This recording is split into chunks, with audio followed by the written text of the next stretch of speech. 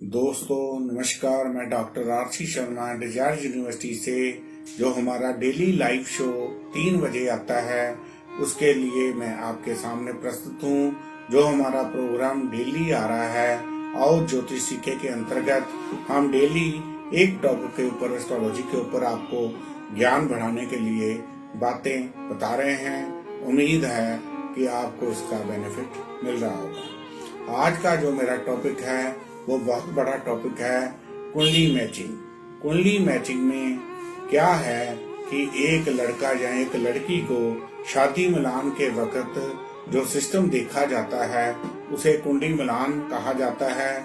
कई बार आज देखने में आया है कि कुंडली मिलाने के बावजूद भी कई लड़कों लड़कियों के मैरिज लाइफ में प्रॉब्लम आती है। उसका यही कारण है कि जो हम कुंडली मैचिंग जो टॉपिक है जो यूज कर रहे हैं वो आउटडेटेड टॉपिक है, क्योंकि कुंडली मैचिंग जो है, जो मंत्र के पंडित या जिनको ज्ञान ज्योतिष का नहीं है वो अब भी कुंडली के जो गुण होते हैं गुणों के ऊपर ही डिपेंड करते हैं। वो गुण क्या होते हैं उसके बारे में बताऊंगा, लेकिन मेरे पास ऐसी कुंडलियां हैं जो 36 में से 34 गुण मिलते हुए भी उन जातकों का डिवोर्स हुआ है। क्योंकि ये जो नया ज्ञान है हमारे पंडित भाइयों को जिनके टेक्निकल एजुकेशन नहीं ली उनको पता ही नहीं होता कि ये कुंडली मैचिंग जो है आजकल कैसे होती है। सबसे पहले जो पुराना मेथड है मैं वो बताने लगा हूँ। इससे हमारे 36 गुण होते हैं, जिसके आधार पर जिस जातक के 18 गुण भी मिल जाएं तो उसको हम ब्याह शादी जो है पंडित अलाउ कर देते हैं। ये गुण क्या होता है? पहला गुण है वर्ण। वर्ण का 1 नंबर होता है जो जातियों के आधार पर होता था।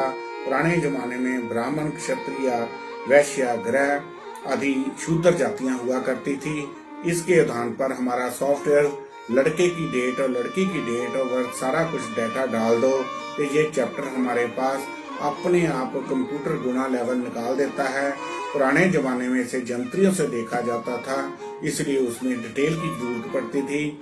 आजकल तो सिर्फ लड़के लड़के की डेट को आप फीड करोगे तो गुणा लेवल का चार्ट जो मैचिंग है उसको क्लिक कर दोगे तो 36 में से कितने गुण मिलते हैं वो अपने आप ही बता देता है। ये हमारे जो गुण होते हैं, पहला गुण है वर्ण, दूसरा है वंश, तीसरा है तारा, चौथा है यूनि, 5वां है ग्रह मैत्री, 6वां है गण, 7वां है भकूट, 8वां है नाड़ी। ये हमारे 8 गुण होते हैं जिसे अष्टकूट भी कहा जाता है।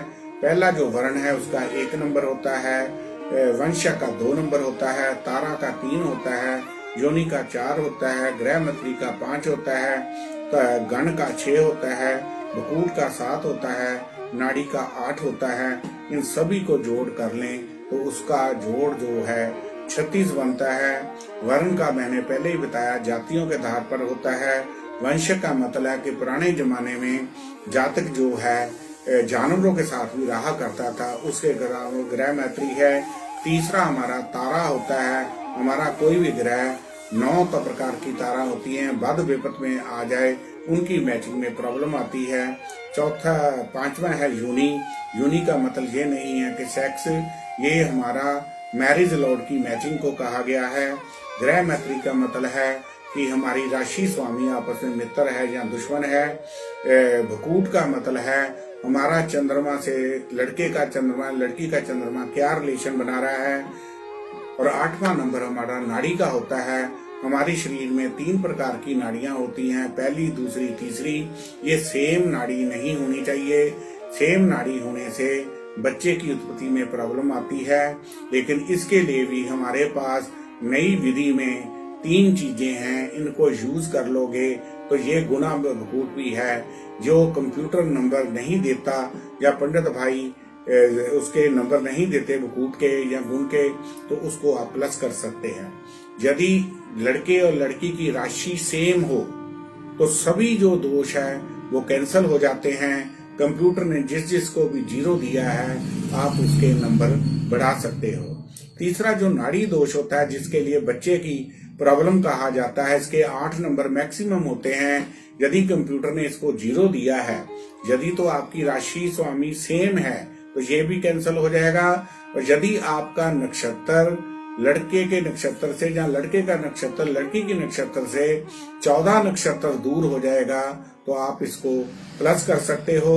यदि मान लो कि नाड़ी दोष है भी तो इस समय लामा के वक्त नाड़ी दोष का अभाव भी हो सकता है। तीनों स्टेजों में आप इसके नंबर को बढ़ाकर मैचिंग को आप ठीक कर सकते हो। लेकिन आज के युग में हम दोनों चीजें यूज करते हैं। ये जो गुना मैचिंग भी यूज करते हैं, जो नई विधि है वो भी यूज करते हैं। इसका क्या कारण है ये मैं आपको बताता हूँ। क्योंकि लोगों को वही गुना लेवल का ही पता है, पंडित भाइयों को नई तकनीक नहीं पता, इसलिए लोगों को पता नहीं चलता कि नई तकनीक क्या आ गई है। जिस रिसर्च वर्क के साथ एस्ट्रोलॉजी में साथ साथ बहुत चीजें की रिसर्च भी होती जा रही है। इसलिए जो नई विधि है, एक तो हम दोनों यूज करेंगे। पहले तो गुना लेवल करेंगे, उस पे ऊपर लिख देना है हमने कि by computer Guna level is that result जो भी है। उसके बाद जो नई पत्ती है वहां हम बी पार्ट में लिखेंगे आवर पर्सनल व्यूज, हमारी क्या है। यदि एक घर की शादी भी आप सक्सेसफुल कर दोगे तो उस घर के लोग जो हैं, सारी घर की फैमिली मेंबर आपकी क्लाइंट बन सकती है। वो हमारे पास 10 पॉइंट है जिसको हमने देखना है। पहला पॉइंट है लगन, यानी लगन के जो ग्रह में राशि पड़ी है, डिजिट पड़ा है, उसका स्वामी कौन सा ग्रह है, वो आपस में मित्र हैं कि शत्रु हैं। यदि मित्र हैं तो उसको ओके करना है, यदि शत्रु हैं तो उसके ऊपर क्रॉस लगा दो, उसके नंबर नहीं देने। दूसरा पॉइंट है लगन की प्लेसमेंट। लगन की प्लेसमेंट का अर्थ है कि जो भी डिजिट आपका लगन में पड़ा है उसका स्वामी कुंडली के किस घर में पड़ा है, वहां क्या डिजिट है, उस स्वामी का नाम लिखना है। इसी तरह लड़की के लगन के स्वामी का नाम लिखना है, जो डिजिट पड़ा है, ग्रह का नाम। यदि वो आपस में मित्र हैं तो उसको ओके करेंगे, यदि वो भी आपस में शत्रु है तो उसे क्रॉस लगाएंगे। सो पहला पॉइंट लगन, दूसरा पॉइंट है लगन की प्लेसमेंट किस राशि में है। तीसरा पॉइंट है हमारा राशि। राशि क्या होती है, जहां चंद्रमा पड़ा हो। यदि राशि का स्वामी भी जिस घर में पड़ा है, इसी तरह जिसके साथ मैचिंग करनी है, राशि का स्वामी भी किस घर में पड़ा है वो लिखना है। उसको हम पॉइंट में कहेंगे राशि और राशि का स्वामी। ये 2 और 2 4 पॉइंट बन गए। लगन, लगन प्लेसमेंट, राशि, राशि के स्वामी की प्लेसमेंट। उसके बाद नंबर है हमारा 5वां मैरिज लॉर्ड। मैरिज लॉर्ड क्या होता है, जो हमारा 7वें घर का स्वामी होता है उसको हम मैरिज लॉर्ड कहेंगे। इसी तरह लड़के और लड़की के मैरिज लॉर्ड देखने हैं। यदि आप में मित्र हैं तो उसे ओके कर लो, यदि शत्रु हैं तो उसको क्रॉस लगाएंगे। इसी तरह मैरिज लॉर्ड का स्वामी किस राशि में पड़ा है वो लिखना है। इसी तरह हमारे जो 3 पॉइंट लगातार बने, लगन, लगन की प्लेसमेंट, राशि, राशि की प्लेसमेंट, मैरिज लॉर्ड की प्लेसमेंट, ये हमारे 6 पॉइंट बन गए। यदि आपस में मित्र हैं तो इनको ओके करना है, यदि वो मित्र नहीं है तो उसको क्रॉस करना है। उसके आगे लिखना है 7वां पॉइंट मैरिज कारका। मैरिज कारका गुरु को कहा गया है। जो गुरु आपका दोनों राशियों में कहाँ पड़ा है उसकी मैचिंग है। उसके बाद आगे का पॉइंट है लव कारका शुक्र। शुक्र जो है वो आपका किस राशि में पड़ा है उसको हमने करना है। इसी तरह गुरु की प्लेसमेंट और शुक्र की प्लेसमेंट को लिखना है, वे आपस में मित्र है कि शत्रु हैं। उसके बाद हमने मंगलिक दोष देखना है। मंगलिक दोष मैंने आपको 4 चीजों से मंगल दोष पिछले सिलेबस में कराया है, वो उसको दोनों का लिखना है।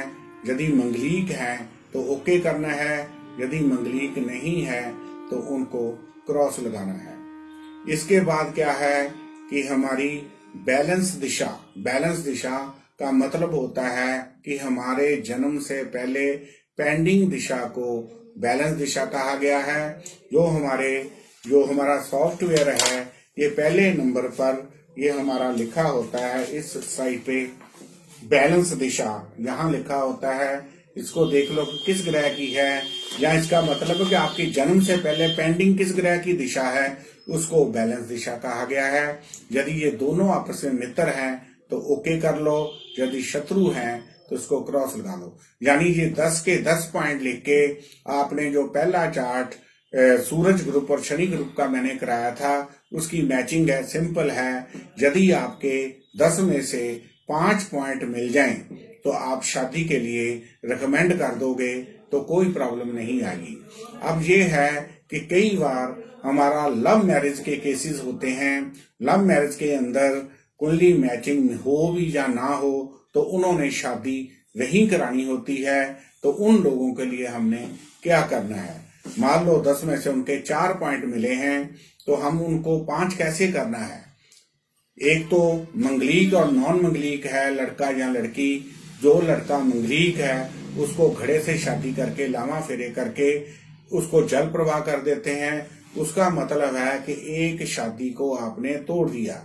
मंगलिक और नॉन मंगलिक की जब शादी होती है तो मैरिज में प्रॉब्लम आती है, इसलिए हम जो एक्चुअल मैरिज होगी उसको सेकंड मैरिज में कन्वर्ट करके पहली मैरिज को हम खुद ही तोड़ देते हैं, जिससे कि हमें फल उसके हैं पॉजिटिव मिलने लग जाते हैं।